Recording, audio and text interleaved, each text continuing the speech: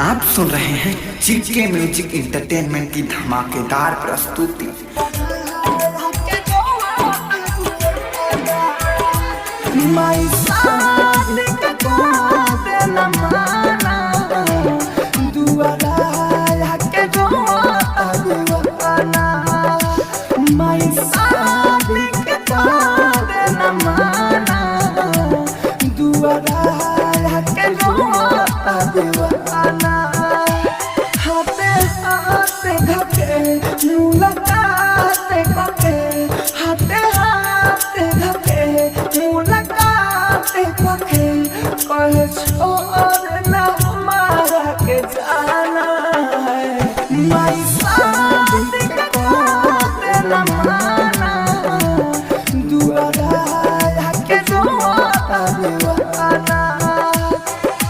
Mix by AG recording studio.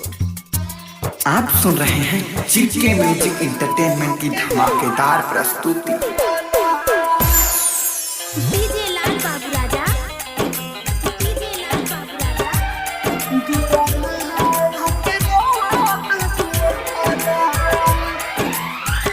चाहे वाला के जाय बदवा के खुश नहीं रहे तो सदा के पाके खुश नहीं रहे तो सदा के पाके चाहे वाला के जाय बदवा के खुश नहीं रहे तो सदा के पाके दिलवा से प्यार के और ना बीमारी पहने के पारी दूसरा के साड़ी पहने के पारी दूसरा के साड़ी।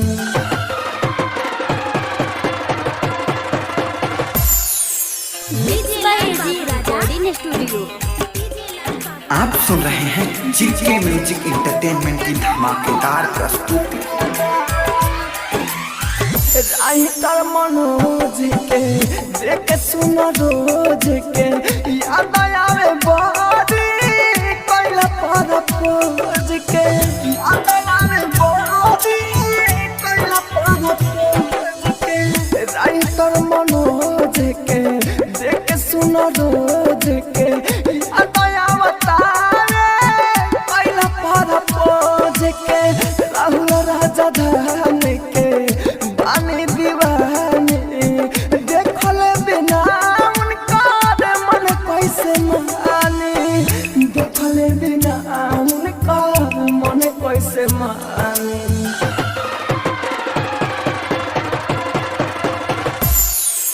डीजे लाल बाबू राजा,